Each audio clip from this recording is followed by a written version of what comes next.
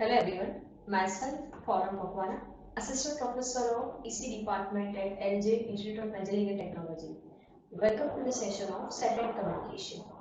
In the previous session, we have started Improvement 11, that is Satellite, Mobile and Specialized Services. In the previous session, we have seen GPS, that is Global Positioning System. Apart from that, it is also known as a NOVSTAR, right?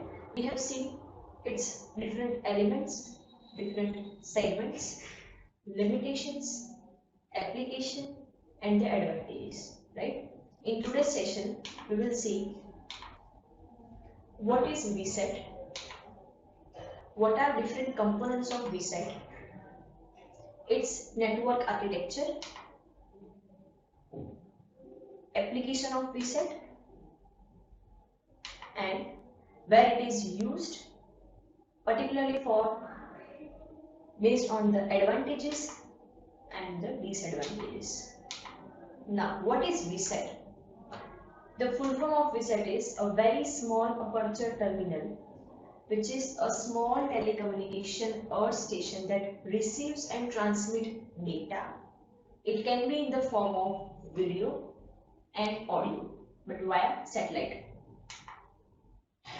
So it is a satellite based wide area network with centrally managed hub. So the very small component of this VSAT, which is acronym which refers to the size of VSAT dish, right? Apart from that, we can say the size of dish can have typically a value that is 60 centimeter to 3.8 meter. Now, what are the components of VSAT? First, it consists of the earth segment, which is going to be divided into two units. The first one is the outdoor unit, that it contains the antenna. Over here, we can see that this is the front view of our dish antenna. The dish in which it shows the reflector. This block is called the low noise block. This is for the feeder. That means we are going to inject the signal through this feeder. And these two are the reflector. This is the reflector. This is the rear view. This is the front view. Alright. So the second part of the VSAT is the indoor unit. The outdoor was our dish antenna, and the indoor unit is the interface between the VSAT and the user's equipment. It requires this device. The user's equipment can be PC, television, or we can say a telephone, right? So this is the device which is also known as the company of the SkyStar 360E. This is the front view and this is the rear view, which is going to be installed inside the building. So this space segment, which basically includes a geo satellite, that is a geostationary Earth orbit. We know that there are total 3 conditions to fulfill for the satellite to be a geostationary. The first condition is the rotational speed of satellite must be same as the rotational speed of Earth. Second, its inclination angle must be 0. And the third is the orbit must be a circular. These 3 are the conditions. So this geostationary Earth orbit satellite with a directional antenna. Why we are going to use directional antenna? Because it can transmit the signal to a longer distance with higher gain. Alright. So this directional antenna which is going to be integrated, which revolves around the equator at the same rotational speed, because it is a geostationary Earth orbit, right? So for that we need to understand the VSAT network architecture.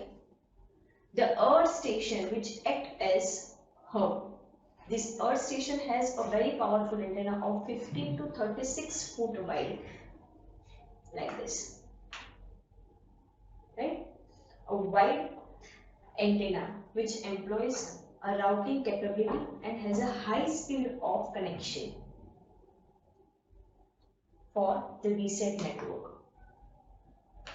So this each end user is going to be interconnected with the Earth station via satellite and forming a star topology. So the controlling will be at the hub. It will controls the entire operation of the network, right? So for one user to communicate with another, each transmission has to first go to the hub station and then it going to be retransmitted via the satellite to the other VSAT.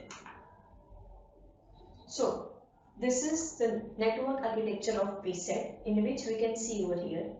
This is the hub equipment, in which it includes a user 1, a central computer, user 2, user 3 likewise, and they are going to be controlled with the help of hub, and that hub is going to be connected to the outdoor unit, right? That is a dish antenna that we have discussed. The signal is going to be transmitted to the satellite, and we are able to control a large number of sites. So at the receiving side, the user 1, user 2, user 3, user 4 remote terminals are there, right? So this is the basic network architecture of VSAT, right? So what are the application of VSAT? We can say that it can be used for the computer communication, in reservation system, in billing system, in email, video conferencing, cell transaction, credit check and credit card verification, stock control and the management. So this VSAT can also be used for the telecommunication purpose. The media can use this VSAT. The one antenna which can be mounted on that specific location, or if you want to see the live news can be displayed onto the TV with the help of this VSAT application. It is a very small aperture terminal. The very small stands for the diameter of, or the aperture of the antenna, right?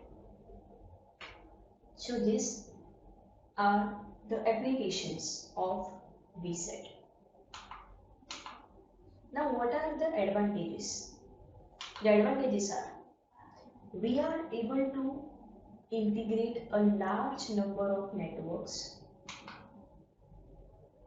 Because of that, it provides the high flexibility to increase the size of network. It covers a distance geographical location.